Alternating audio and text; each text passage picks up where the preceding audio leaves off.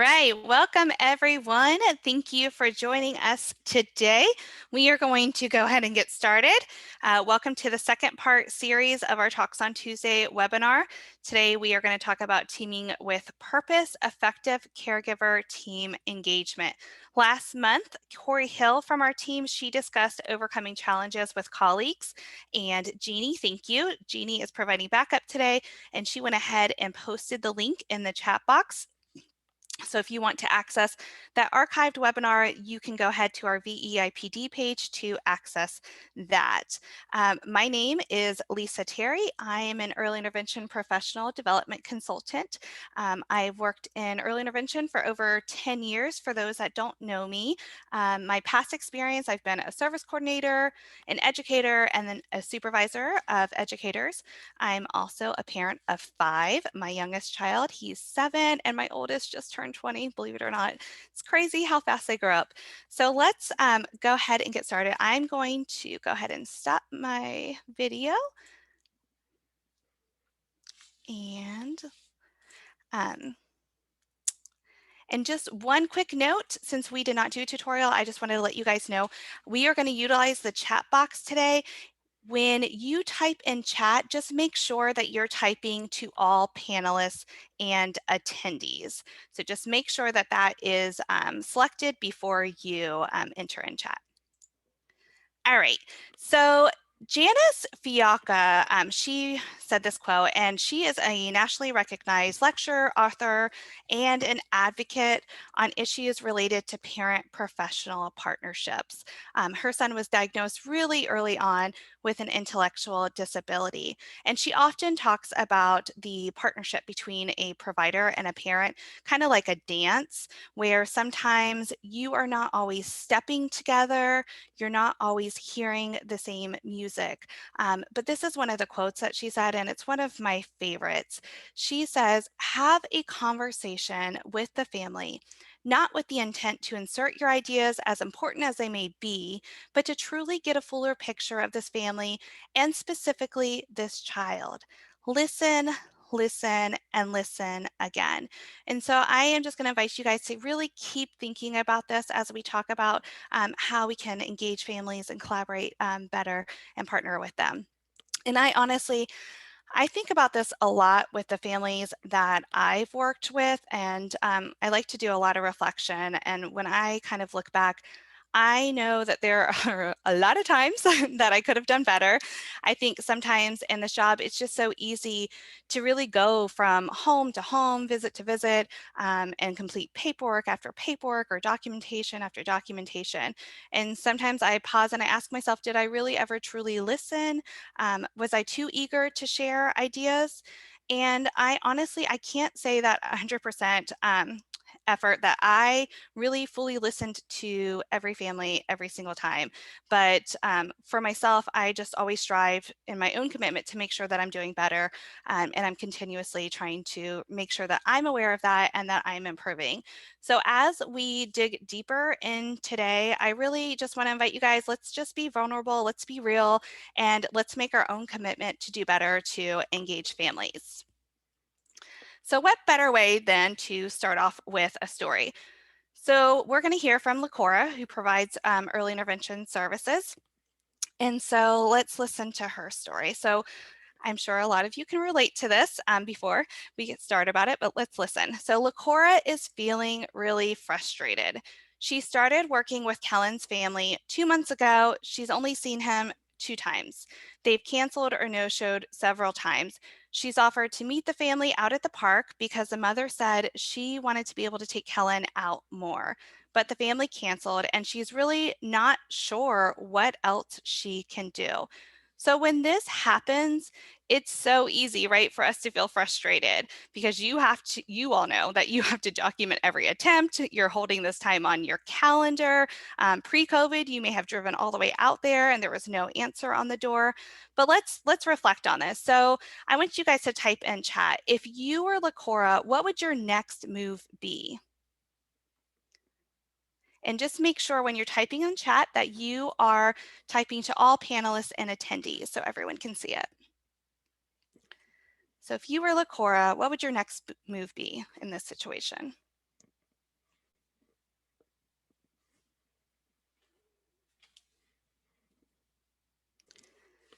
Call the family to remind them of the visit. So yeah, Lisa, yeah, you're going to call, make sure you're confirming prior to maybe involve the service coordinator. Yes, Jen, you want to make sure that you're following up with the service coordinator and getting them involved. Another phone call asking how to make these sessions more convenient. Yes, Stephanie. So you're really thinking, trying to be more considerate for the family too, reaching out to them, asking if there's better times or days to come. Yeah, text or call the day before the session to confirm. So we're making sure we're confirming. I would have a conversation with the family about what they want to work on and what do they want from me. So yeah, you're really digging in a little bit deeper to find out a little bit more information. I like that. Ask if there's a better time that would work. Yep, text, send reminders and follow up. Man, make sure they're still interested in services. So let's go on the other side of it. So now I'm going to give you a little bit of insight into the family story. So meet Kellen's family. Kellen's mother, Marissa, she's a single mother. Kellen's father, he's currently in prison. At the assessment 2 months ago, Marissa was feeling defeated after hearing Kellen was delayed in multiple areas. She's been blaming herself. Every time the provider has left, Marissa has felt even more defeated. She's canceled sessions numerous times because she feels like she'll be judged if Kellen has not made any new progress to report. Marissa's feeling overwhelmed. She's living paycheck to paycheck and barely has gas money. She wants to take Kellen to more places, but she's struggling financially. She's embarrassed and doesn't know what to do. She was supposed to meet the provider at the park at the last meeting, but Marissa knew she had to preserve her gas for work and visit Kellen's father, so she canceled. So type in chat, how are you feeling now that you have a little bit more insight into the family situation? We don't always have this, but it's nice to kind of think about it. Yeah, Emily, sympathetic, empathetic, yes. Really understanding their struggle and how they're feeling. Thanks, Corey, for typing that question into the chat. And again, when you guys are typing into chat, make sure you're choosing all panelists and attendees. But right now, we're just saying, how are you feeling now that you have a little bit more insight into this family? Yeah, Melissa, understanding you want to assist the parent with finding resources.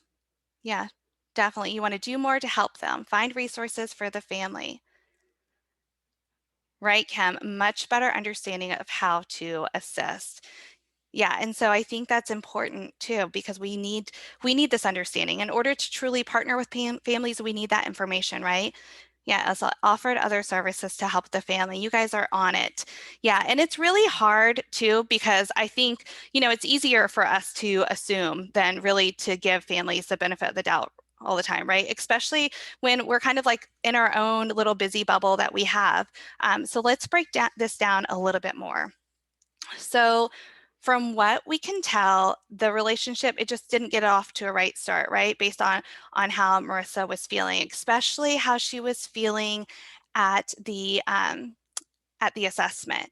But building that trusting relationship with families, it really starts from the moment of referral. So let's really think back on this scenario. So type in the chat, what do you think was going well between the collaboration between LaCora and Marissa? What's going well?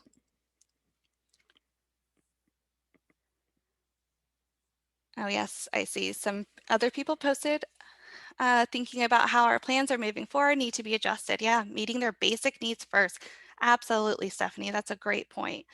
Yeah, partnering, reminding them, the great reminder of the role we play. Yes, pull it back and find out mom's immediate needs. Yeah, absolutely. So we really have to focus on the family's needs. All right, let's see. Yes, there's communication to assess needs. Yeah.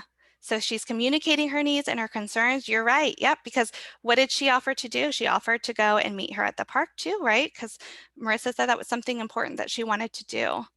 Yeah. I'm wondering, Jenny Lee is wondering, is mom connected with all the resources?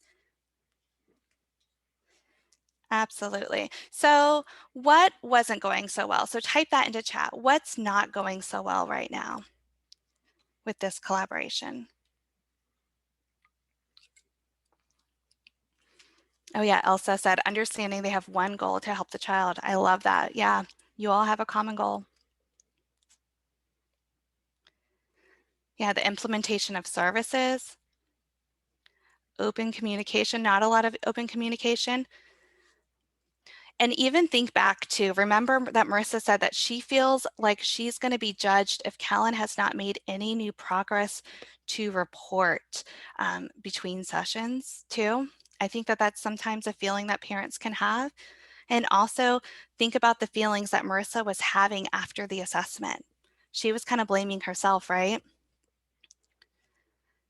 Yeah, not a lot of open communication. Yeah, so communication, that's a big one. Yeah. Not being open enough to be honest about why. So maybe they haven't established that trust yet. Yeah, Stephanie, mom may not be able to see even the little things as progress. Yes, and so that's a great way that we can help her, right? Yeah, the service coordinator team may be making some assumptions. Absolutely. And we're all guilty of this sometimes. And I think, we just have to make sure that we're being aware of it. Yeah, being able to meet with the parent. So tell me now, so type in this chat, if you were to do something differently, what do you think Lacora could have done to get a fuller picture of Kellen's family from the beginning? Yeah, she needed to establish a strong rapport.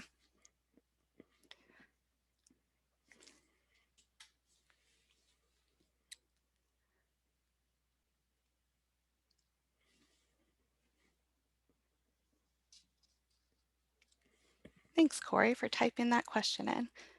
Yeah, use open-ended questions more in the beginning. Absolutely. And going back to Janice Fialko's listening, yes. Ask more questions, show empathy, build trust. Yeah, trust is really important. And I think, even thinking back at the assessment, the mother was feeling like she was blaming herself. So maybe she had some unanswered questions still from that assessment. Um, or maybe she needed to process that a little bit more. Yeah, talk to the mom, really get to know her goals for the child, her struggles that she's facing as a parent. Yeah, she's got a lot of factors going on. Focus more on the family interview and routines versus the child's developmental level. Be more open to the mother's needs and her concerns. Yeah, because that's just as important in order for her to help support her child. Asking what worked and what didn't work in the beginning of the session, how the parent's feeling about the session. So yeah, so you're really opening that communication to, like, how has this been? Is this something that works for you? Does it not work for you? What can I do to help make it better? Yeah, also paying attention to the mom's nonverbal communication. Absolutely. So it's really important when we're thinking about building these trusting partnerships, because you can't have a partnership without trust. And a lot of you touched on trust. And we know that there's a lot of rapport building that goes into these relationships with families. And we have to also give ourselves grace too. I know for myself, sometimes if I didn't build a rapport fast enough with the family, I kind of like internally, I took it a little bit more personally, but I've learned too that our temperaments, they may not always match, some families as easy as others. Because some families, my temperament might match them perfectly. And so we develop a quick rapport. And other families, they may have their own walls up, or our temperaments might not match as much. And so we might take a little bit longer to establish trust. But it's just important to remember that our actions, our words from the very beginning really set the tone for the rest of the family's experience in early intervention. So even at the assessment, something could have been said to Marissa, for example, and that can be really preventing her from opening up and building trusting relationships with the rest of her experiences or the team members that she may encounter in early intervention. So we know that, there are times that I have even felt like Lacora. And one thing that's really helped is that I've learned a lot about stress and how it impacts families. And one thing I would always say to remember is that every family has their own story. And so some families, they may be grieving, and that takes time, and that's okay for them. Some families, they may be feeling an enormous amount of stress. But I wanted to share this study because it's really interesting. O'Neill, Palisano, and Westcott, they found that parents, so as parental stress increased, parents that had a child of with lower motor ability, so as that increased, their parental stress, their perceptions and their satisfaction with services actually decrease. So I think this is really important to know because we really need to look at this as a something at the forefront of our minds too, because when parents are feeling stressed, they may not always be satisfied with services. Now, one thing they found in this study that can kind of be like a protective influence is if the family has any kind of extended family or any neighborhood networks. And so what you can do is kind of find that out. You know, that's when we're exploring those resources with the family, like who's your support system, maybe help get them connected to other people. I think in Kellen's family story, Marissa, she may not have that support, especially right now where Kellen's father is in prison and she might not have any other family around or friends. And so really figuring out how can we support them? Because we want to make sure that their parental stress decreases and so their perceptions and satisfaction increase too. So I thought that this was really interesting, but as we are just collaborating with families, just make sure that we're checking in with them, providing support, accessing any kind of resources the families might need. I know over the past year, this has been a really hard time for everybody. Everyone's been feeling overwhelmed. You've probably been feeling overwhelmed. The families that you're supporting, everyone around you. It's been hard. And I always think of, I know we don't travel much, but I always think of when we're on when we're on an airplane and the flight attendant, she's giving us the instructions and she's talking about how you have to put your own oxygen mask on first before you put an oxygen mask on a child. And so one thing I think about how does that all relate to early intervention? And so I think about how we have to kind of practice our own self-care too and make sure that we're putting our oxygen mask so that way we can be a little bit more tuned into the family's needs and then we can help support the parent to put their oxygen mask on so they can best support their child too. So this is really just something I want you to kind of keep in mind. And just remember, it's really not up to us to decide, to judge, or to assume what's happening, like in Marissa and Kellen's story. You know, if you look at this picture, this is only a little snapshot of what but we really want to try to get the fuller picture because when we are thinking about things based off of just a snapshot, it's so easy to make assumptions. I always think about how on social media, when we think about, you know, you see all these pictures of people so happy all the time, but internally those people can be struggling and have their own things going on. So let's just continue to explore the parent's perspective to really understand how we can help foster that collaboration. Okay, so I'm going to give you a little bit of background before we go into these quotes.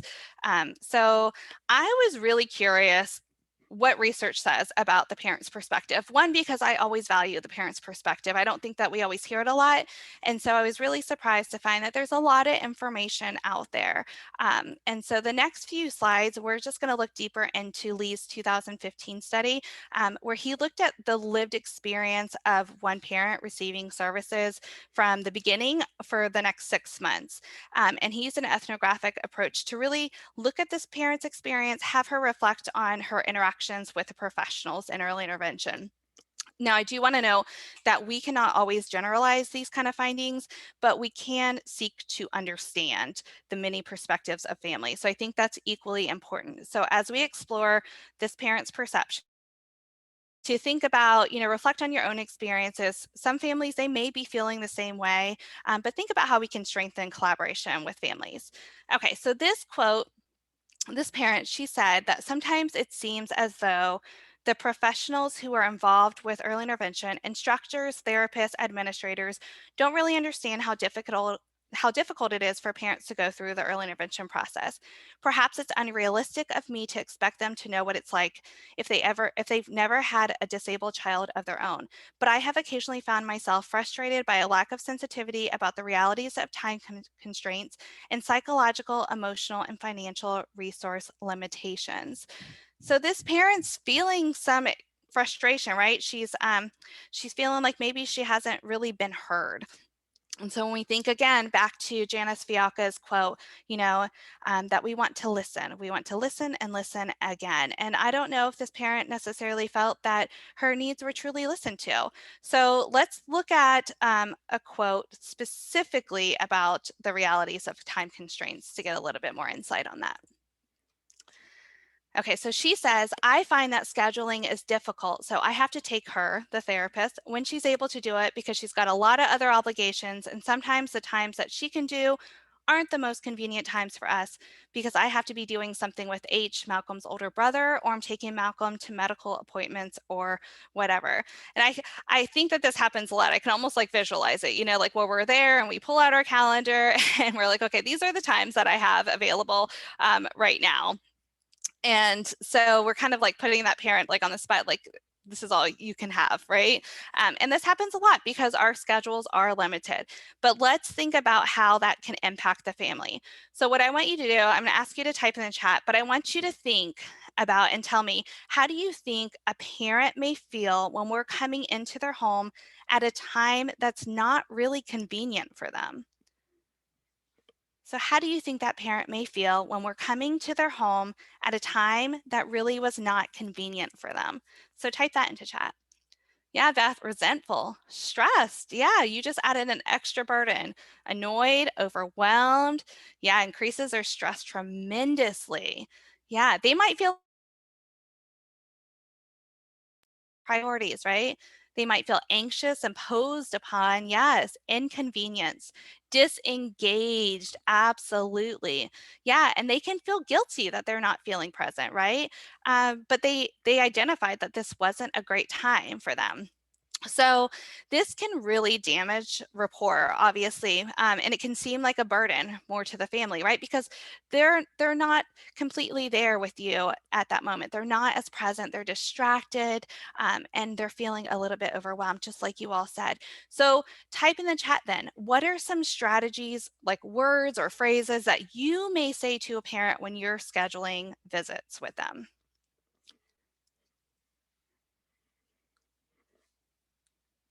Yeah, Elsa, they may feel uncomfortable and not willing to communicate. Yep. Absolutely. Yes. So type in chat. What are some strategies, words, or phrases that you may say to parents when scheduling a visit? And just make sure when you guys are typing on chat, you're choosing all panelists and attendees too. Yeah, if this doesn't work for you, please let me know. What works best for you? Just leaving it open-ended. Yeah, what days are the best days of the week are best for you? What time of the day? Yeah, Jan, so you're kind of telling them, I know this is hard to juggle. So you're really validating their feelings. Please share with me your best times. I want to make this most convenient to you. Yes, Dolores.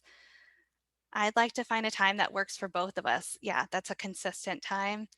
What's a good time during the day? Yeah, it might be tough right now, but we will make this work. Yes. What works best for you? So you guys are really, finding out and asking those open-ended questions. What works for you? Jessica says, if my schedule is really packed, I'll ask them, are there days and times that definitely don't work for your family? Then we can find a balance in the absence of a lot of flexibility. Yeah, some of the things that I'll say to families is like, like let's look at your schedule, but really validating the family too. I really value your time. So making them feel important. And I understand. So telling them, like, I hear you. I understand you have a lot of appointments right now. I want to help find something that is most convenient for you. Yeah, excellent job, guys. Great. So let's move on to the next one. So we're going to gain a little bit more insight into the psychological and emotional that the family was referring to.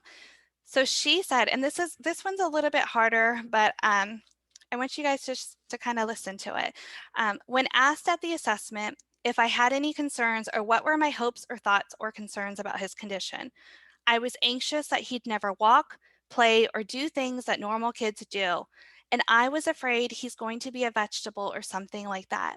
They just kind of nodded and wrote it down. So it was kind of information gathering. That's a hard one, right? And I think that, we all can agree that we always ask questions about families' concerns. But I really want to push you to really reflect, are we always listening to them, too? Are we always fully engaged in those moments, fully present? Because when this parent, when she shared her concerns, she didn't feel like she was really listened to, right? She really kind of described it as information gathering. Here she was bearing all her fears, and I know that we're all guilty of that, including me, too, of feeling that pressure of having to stick to a process or feeling the time pressure. But in this time, we have to recognize ways to really pause and support the parent. And you have to remember, this may be the first time this parent has ever shared her feelings like that out loud. So let's think about this and think about how she shared that vulnerable concern that her child would be a vegetable. So type in chat, how would you have responded to help the parent feel heard and validated in the moment? What would you have said? Type that in the chat. How could the team have responded?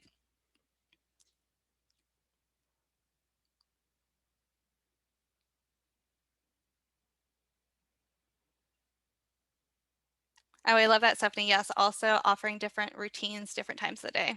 Thanks. Carrie says, I understand your concerns and I might feel the same way. Yeah. So you're really making yourself relatable. Putting down the papers. Yes, put down those papers. Just talk with the family about the concerns. Yeah, I imagine that's hard to say out loud. I hear and understand your concerns about your child. I hear you have these concerns. And we're here to help you with that and support you. I understand your concerns and want to help you through. Yeah, and I think, you guys you're talking about how you're using your words and you're talking about your nonverbal cues by putting down the paper too. And those are things that are important. So I'm going to ask you, I'm going to push you a little bit further and think about this. How do you make sure that you are being present in the moment? So type that in the chat. How do you make sure that you are being present in those moments? Yes, Jan, we want to help you through this process. Thanks, Nanette. Yep, reflecting back what you hear is important. Being empathetic and revert, especially on new telehealth patients. Yeah, really taking the time to listen, repeating their concerns. Eye contact. Yes, eye contact. Leaning in, showing sympathy and respecting the family. Yes, Dolores, you are so right. Being present requires focused attention. Yeah, so you have to figure out how to make sure that you're focused. Like, I know sometimes I can easily get sidetracked, so I have to kind of get in my head and be like, okay, focus, Lisa, focus. Yes, Beth, slow down. Offer to finish at another time. Yeah, maybe you need to take a break too. Paying attention to nonverbal cues. Yeah, rephrase what they've said, giving them time to speak. Yeah, you guys are getting it. Repeat some of the statements. Yeah, validating their feelings. Yeah. All right, let's go to the next one. So now she's talking about the recommendation of services. Okay, so this parent says the presentation of the recommendation seemed to express the view, this is what will happen to you and your child. So this is different, right? And it's so funny because I could almost visualize what's being said to this parent, based on your child's outcomes, we recommend physical therapy 1 time a week for 60 minutes. Is this something you can do? Right? That's something that happens in reality. So how can we do better? Let's think about this. How can we engage parents more? So it's easy to assume that the family knows what services can be offered first, right? Or what those services even look like. So type in the chat, how can we fully engage parents in this discussion of recommending services and really checking for their understanding? So how can we fully engage families in that discussion of recommendation of services and check for their understanding?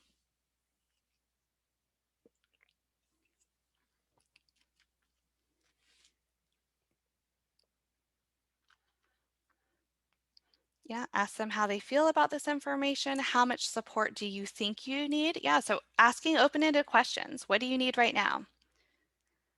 Ask if they understand what the recommendation services are. Yeah, and sometimes you have to, families, I've noticed some families feel a lot more confident expressing their opinions and others don't too. So I'm always a big fan of just giving them information too and making sure that everyone has the same information. Yeah, these are the services we offer. So breaking that down, explaining each service clearly. Yeah, we want their feedback. What are you thinking? How are you feeling? What are your biggest concerns right now? Explaining what the services will help the child, remind them that the IFSP is a living document, yeah, so it can be updated based on their family's needs. Restating their concerns, sharing that conversation. Yeah, making sure that what we're proposing matches their concerns. And I think more than anything, you want to make sure that the family is engaged in that discussion and they're participating in it. So we want to make sure they're feeling fully informed. Yeah, what support do you feel would benefit you? Yeah, so you're throwing it back out there to them. Yeah, providing information about each service during intake. Oh, that's a good one, Tanya. So they're familiar by assessment. Absolutely. Yeah, so explaining it, confirming the family's understanding. You guys are so good. And you are absolutely right because a lot of times, and especially in the research, what it finds when we talk about information for families, that families want more information.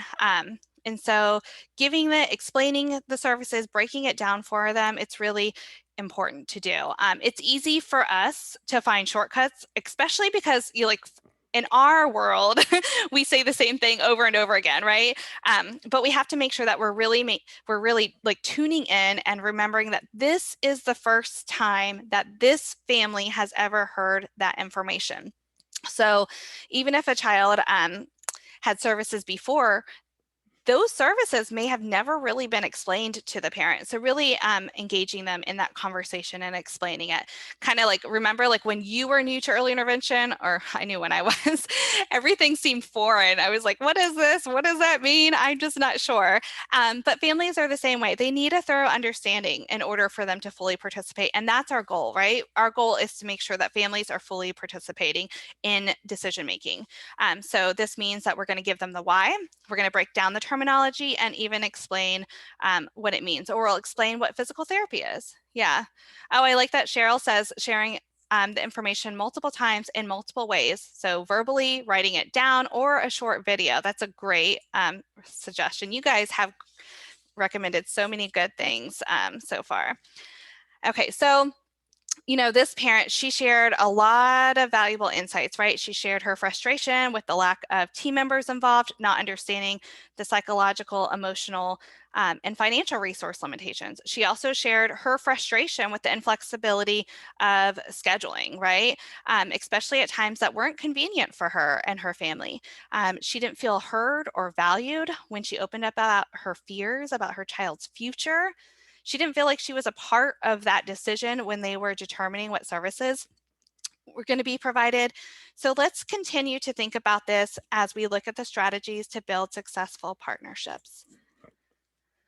Okay, so these strategies excuse me, are based on two different studies.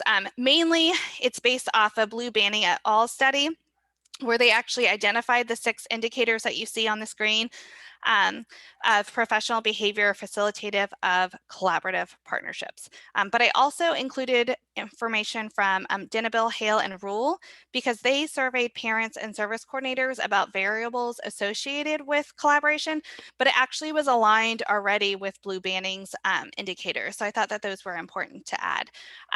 So the 6 indicators are communication, commitment, equality, skills, trust, and respect.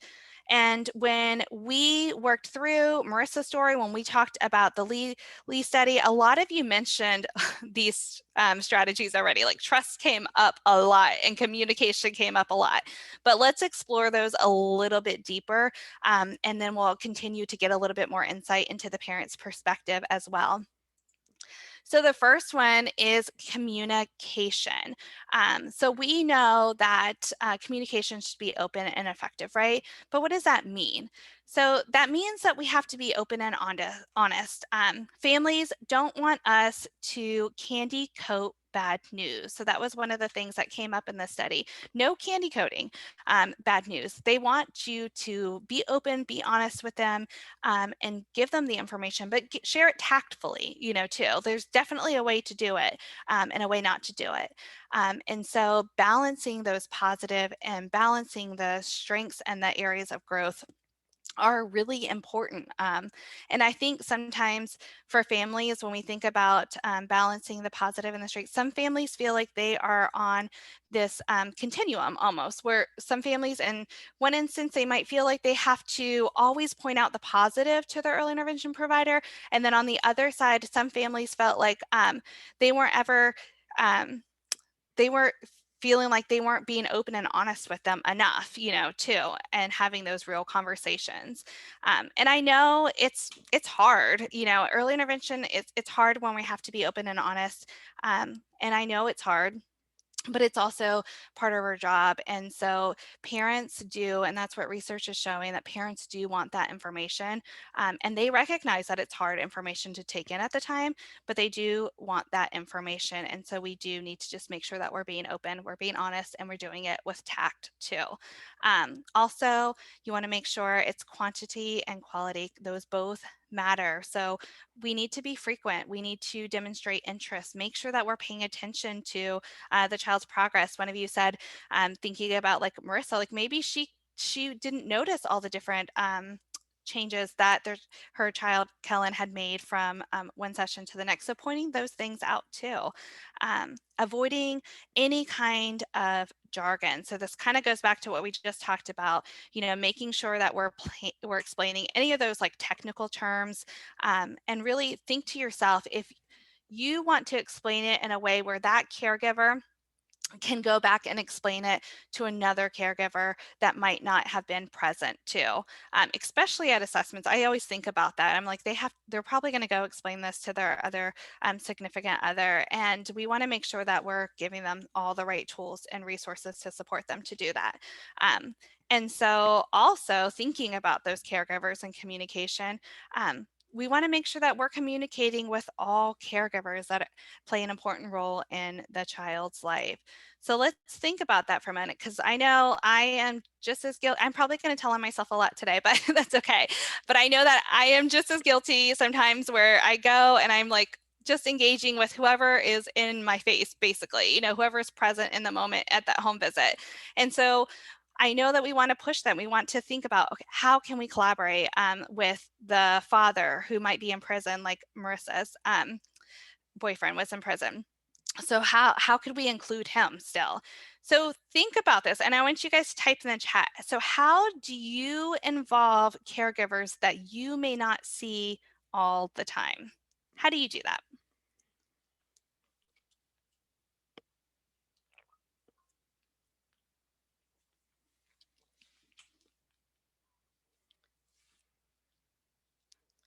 And again, make sure when you're typing in the chat, you're choosing to all panelists and attendees. If it goes to all panelists, it only goes to the host. So make sure to all panelists and attendees is selected.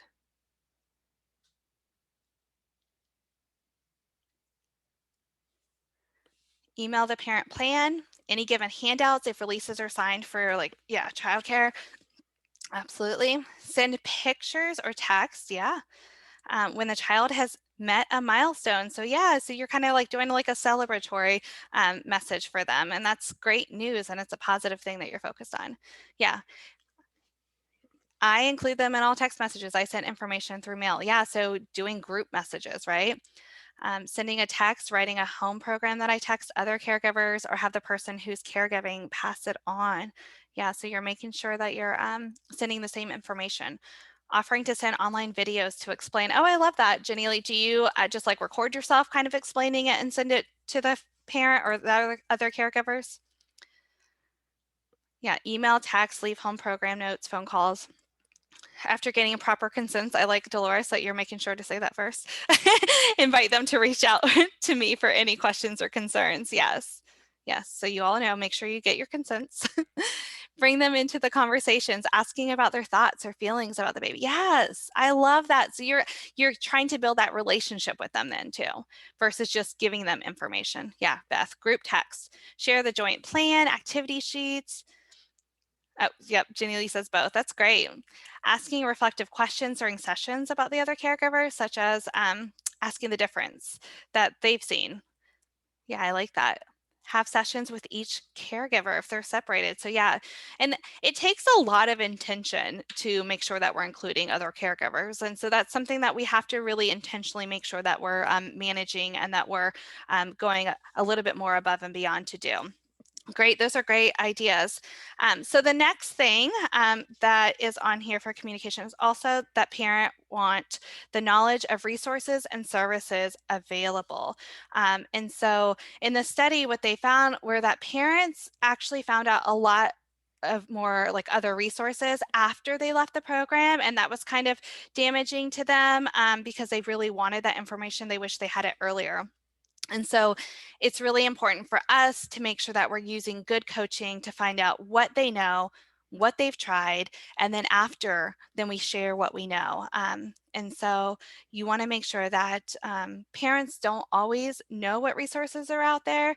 And you also really want to give parents the information or provide them the information, but not choose what resources we're giving them, what resources we aren't. Because I think sometimes it's easy for us to say, oh, they're not going to be eligible for that service, but that's really up to the parent to initiate that if that's something that they want to do, to follow through and see too. The next, we want to attend to verbal and nonverbal behavior. So for example, when we think about assessments, we're doing a lot of observations, right? But we need to observe their nonverbal cues or verbal cues. And some of y'all hit on that already, that helps us to know when we need to pause, when we need to reflect, or if we need to give them a break as well. And then the last two are asking open-ended questions, because that's going to help us listen and understand their family story, but also the use of verbal clarifying behaviors. So if you put those together, it could be something like, I hear your concerns you're expressing about your child's future. Tell me more about that. So think about that parent quote from earlier about her child's concerns, her concerns about her child's future. Do you have any other like communication tips when parents are sharing those heartfelt emotions after kind of talking about these? Is there anything else that you would do? Go ahead and type that in chat.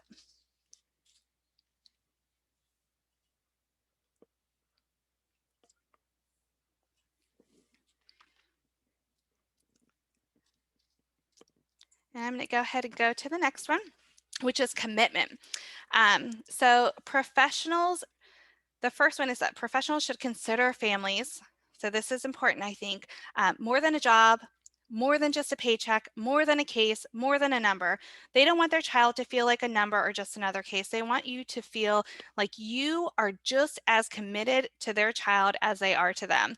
And I think that's really important to recognize too, especially because think about this. If you are a parent or if you're a fur parent, think about your child's doctor, your child's teacher, or your fur baby's vet, for example, and think about what makes them some of your favorites. So if you've ever had a favorite vet, favorite teacher, favorite doctor, what made them your favorite? And I can tell you for like right now, for my son, his first grade teacher, she is my favorite teacher that he's had so far. And the reason is because she is showing that she is fully committed to him. She's individualizing everything to his needs, and she knows him and she understands him just like I do. And so that commitment that I see, I don't see with like my other kids' teachers, for example. And so commitment like that is huge. And that's showing that, you know, like my child is not just another student in your classroom. And that's really important. Yeah, they're very engaged with your son. Yeah, so those things are important to make sure that we're remembering. We talked about flexible scheduling a little bit in that scenario before. Just also something else that you can remember are important days like the child's birthday. And so I'm going to tell him myself again. And this is an honest story. I'm making myself sound horrible, I know, but I think, we do things and we learn and we grow from them, right? Okay, so a long time ago, I went into a family's home and I had a good relationship with this family, and their child was premature. And so it was a child's birthday. And we were about 10 minutes into the meeting, and the parent was so excited. And she mentioned that, she was so excited to celebrate his birthday today. And I was like, oh no, like internally, I knew I messed up because one, like birthdays were a big deal to this family, especially because all of the trauma that they experienced when their child was premature. And I messed up because this was something that was important to the family. And I didn't even remember that it was a child's birthday. So now I've just made a note to always make sure that I check for birthdays before I go into a house, because I never, ever, ever want to make a family feel like that again. Because I know that unintentionally, I could have made that parent feel like their child was just another number too. So I think, we support a lot of families, and, if we're honest with each other, sometimes that can seem like a lot, it can kind of blur together. So we have to think about how can we make families feel like they're more than just a number, and what does it look like to go above and beyond. So for example, in Blue Banning study, they found that going above and beyond is offering flexible scheduling. It is remembering the child's birthdays. Okay, so the next one is equality. So um, this family, they described the parent, they said, she's very educated, but you would never know it. Some people when they have those degrees that are up here and up in the air, and you belittle, you beneath me, but she's not that type of person. She's a down to earth person. So families want people that are down to earth, somebody that's relatable, right? And I know that we've all seen things that we've done in the field, or maybe that others have done in the field, that give off this message that we're better than the family. And I always think of this when I see someone come in wearing a suit, and the parent sitting on the floor with their child, and then that person sitting above them, because when you are not at the same eye level, there's a certain level of power that's kind of exchanged. And so whoever's higher kind of has that power. And so it's always something to remember, because you want to try to be at the same level too. But I've also been in a home where I've seen a parent say something, and then another team member, her nonverbal cues are giving off these not so good vibes, very negative vibes. Like she rolls her eyes in the home, and it's not nice. And the parent unfortunately notices as well. And so again, we got to think back to Janice Fiacco and what she said, and making sure too that we're not inserting our own ideas all the time, but really listening to families. And I know that I've done this, because anybody that knows me, I get really excited sometimes and I forget to kind of like slow my roll and I want to just tell you everything. But you have to make sure that we're not inserting our ideas and we're pausing for that reflection and listening. And that sometimes can also be a careful balance too when we're thinking about equality and maintaining our professional boundaries, because we don't want to professionally distance ourselves to a point where we seem better than a family or disengaged, but we also don't want to cross a line of a professional boundary too, where we're too comfortable. So making sure that we're validating also the parents' points of views, that we're also advocating for them, and that we're seeking to understand in a really non-judgmental way. Um, and so if there's something that you don't understand, making sure that you find out more. I remember one time, and I'm telling on myself again, but I was in a home and I was working with this mother and her daughter, and we were playing with her like toy kitchen food, and she had a language delay. And so we were working on, like increasing some of like the nursery songs that her mom was doing with her. And she had this pretend cake. And so I started to sing happy birthday. And her mother looked at me and she said that she was like, we don't celebrate birthdays. and because they were Jehovah's Witnesses. And I remember I was like, of course, like I immediately apologized, and I felt horrible, and I also felt like embarrassed. I was like, oh my gosh, what do I do? And in the moment, I wish that I would have stopped and asked more, like, I don't know as much about that. Like, tell me a little bit more so I'm informed, too. I wish I would have done that. And so that's something that I always strive to do better too.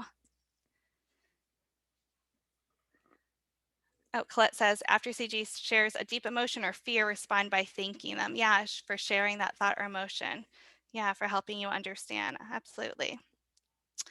Okay, so the next one is skills.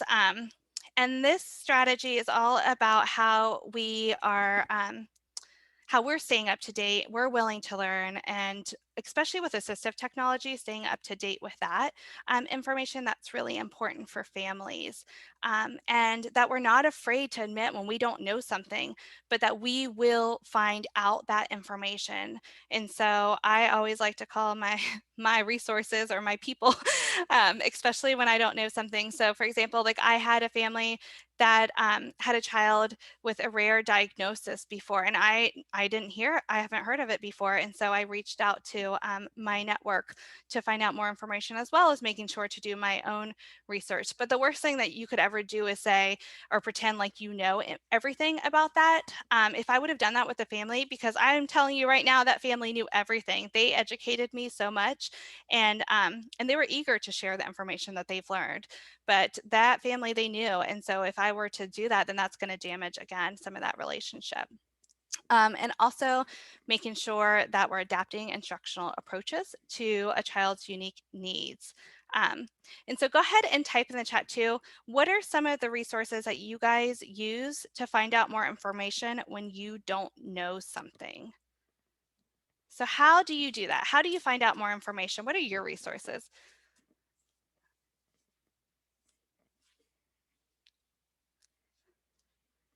Yeah, so you go to your teaming meetings maybe. Internet coworkers, asking other team members. Yeah. So you guys have your own people too. And that's important to have. Yeah. WebMD, coworkers, therapists. Yeah. So you guys have great people, physicians. I love that. Yeah. Making sure we're asking the experts. That's great. You guys keep typing. I'm going to continue on because I think that you guys are providing such good resources and insights, so we can capture that. The next thing is having high expectations. So this family says, I want professionals to give me realistic expectations of what my child can do, but at the same time, help me to push her to her fullest. So I think that's really important because you want to make sure that you're setting them up for success. Okay, so the next one is trust. So two parts of trust, reliability and discretion. And so with reliability, that means that you are proving to be trustworthy and you can be depended on to follow through with something. So this parent said, if you tell me that you're going to do something, do it. Don't tell me you are going to do this and don't do it. And don't tell me you did it and you didn't do it. Just don't tell me an untruth. So it kind of goes back to that honesty piece, right? Like, just be honest with me, just be real with me, and admit that when we don't know something, or if you forgot to do something and you didn't follow through, apologize for it. Don't lie to the family. Don't tell an untruth, because true trust is really built on our words and actions, and that's a lot. Oh, thanks, Kim. Kim just put a whole bunch of resources in there for y'all. And the next one is discretion. And that means that professionals can be trusted with confidential information. And so this can be really hard. I always think of this like when I think of making a report to CPS, because this is something that can cause us a lot of discomfort. We just have to remember it's our own discomfort and not always the families. But I've had to make a lot of calls to CPS before in the past, and you end up still working with some of those families. So it's good, in those instances, that you have to be honest and factual. So sometimes I'll tell families, like as we discussed before, like I'm a mandated reporter, I have to report X, Y, and Z. I know that CPS can be scary, but their goal is to really keep you together. And they have access to resources that I don't even have access to that can really help provide you support. So just remembering that too, because families, they do have this scary vision of what CPS is. And so I always really try to give them the other side of it, because CPS does try to keep families together. So that's important. And the last one is respect. And so you want to make sure that you are valuing the child as a person rather than a diagnosis or label. So this family says if they perceive someone as being less than human when they're going to treat that someone as an object, I want my son to feel like he belongs to the human race. Like there's a place for him, like he fits in. And gosh, when I read this, like I'm like, oh, like I just want to give them a hug. I want everyone to feel like that, right? Inclusion is huge and it's really important. And I always tell families it doesn't matter what your child's diagnosis is. We're going to continue to support them. The next one is asking parents how they want to be addressed. And I will tell you, I failed miserably when I was new early on into the program too. See, I told you I'm telling on myself a lot, but I used to always call parents mom and dad automatically. And the reason I did it, I thought was justified. It's because, you know, like their outcomes and the parent's priority was for their child to call them mom or dad, but I never asked for permission. I assumed it and I just did it. And so the best thing to do, and it's really a respect issue, is to make sure that you are asking parents how they want to be addressed. Or first, when you first meet them, calling them by their last names and then asking permission to use a given name or ask them how they want to be called. So this is really important because that just shows that you're respecting them. And also making sure that we're on time for meetings and we're acknowledging the parents' contributions and efforts too, because that's really huge. Okay, so you guys all have a handout of all of these strategies. We've put them all together. The last thing that I want to do, I'm going to give you one more quick scenario, and I just want you to think about how you could do this a little bit differently too, because this is something that we always encounter. So think about all those strategies we've talked about. So Beth has been working with Miguel, Anne Marie, and their son Timothy, who's 20 months for a month. Timothy was originally referred for communication concerns, but Beth noticed some signs of autism, but has been worried how the parents will handle the information. And we get that a lot, right? They come in, they're concerned about speech, and then we might notice some other characteristics showing up. So she began the conversation with Miguel and Anne Marie by highlighting Timothy's strengths. As soon as she mentioned Timothy is showing red flags for autism, this is what Miguel and Anne Marie's face looked like and their demeanor changed. So what do you think Beth should have done differently? So you guys go ahead and type that in chat. What do you think Beth could have done differently? Oh, thank you, Jeannie. Jeannie put in the link for the strategies handout. Oh, Shayla says, I always address my parents as mom or dad. I never thought about asking them. Yes. Yeah, that's a great thanks, Shayla. Yeah, we don't make a diagnosis. Yeah. Sometimes we talk about how we're going to do the MCHAT as part of the assessment. And a lot of programs actually already incorporate the MCHAT into their assessment for all children around that age too. So that sort of breaks the ice. Yeah. And then you go over the MCHAT. Discuss and ask more questions about the observations. Yeah, so asking maybe the parents, you know, like what are your concerns? Like what are some of the things that you've observed too? Yeah, Beth just said it. Let the mom describe her thoughts about ASD and what she's seeing. Ask them what you've just told them. Yeah, so really thinking about that, but also reframing it because we don't ever want to say red flags because that is a red flag and that's scary to parents. But thinking about how we can reframe things too, like characteristics that we're seeing and just being very factual. Yeah, great.